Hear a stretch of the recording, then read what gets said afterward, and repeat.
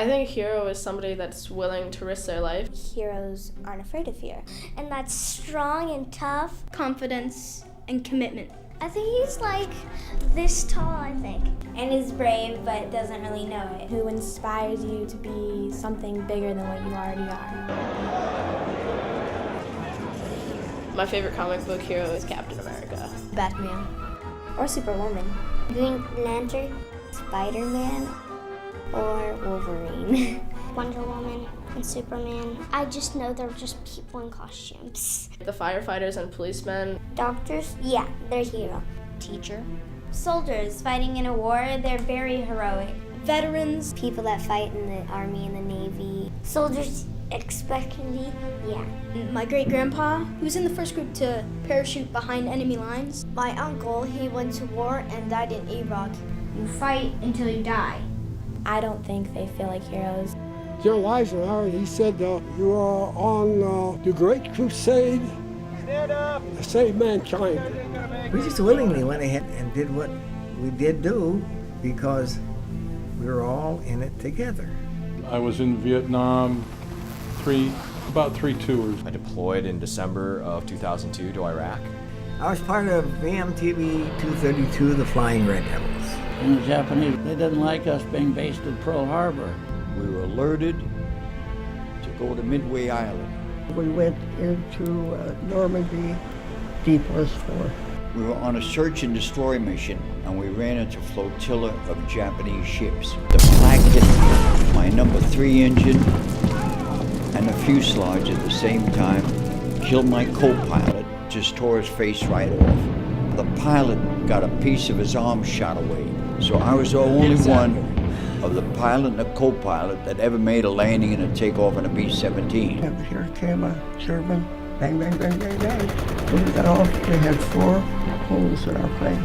But it didn't scare us, really. It was, whoop, excitement. So there I am with a medical bag and an AK-47, and I had this poor colonel that was delirious. I had to hide someplace because I knew we were surrounded by Viet Cong. We flew in from Iwo Jima. The next morning when we got up, 2 of our pilots were dead. They had their throats cut. We were lucky to survive, actually. So they had us by the yin-yang all the way. We were caught dead. It was a frightening thing. We got hit by 2 bombs. One went all the way through the ship. Water was coming in the bow, going through the ship out the stern. It was the first time in my life I had ever seen a dead man. We couldn't wait to have to run to the hospital when the Germans came over to shoot us. 5 days after crossing the border in Iraq, I took a 7.62 round to the back of the head. About halfway through Okinawa, they said, if they take me, they're going to have to take me. They're going to have to kill me first. But I'm not surrendering. Just a minute. Those that were real bad, they would say, what do you think they're going to do with me? Oh no, I don't want to go back to the States. I can't go back to the States. My outfit needs me, my buddies need me.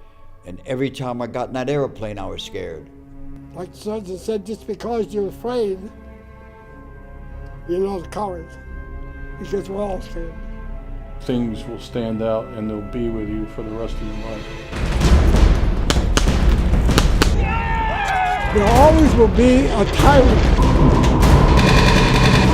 Taking it down! That will take your freedom.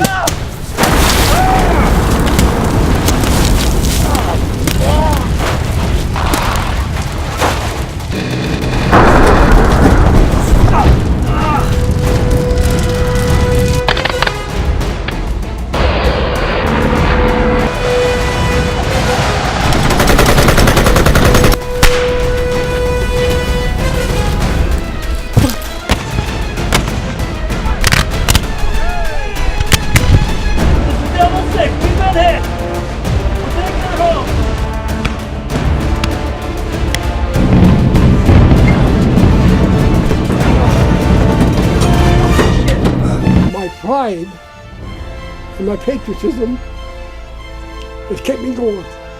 When the day comes, the Americans will crawl out of the mud and their red-rimmed eyes will look at the sun. And they'll remember they're Americans.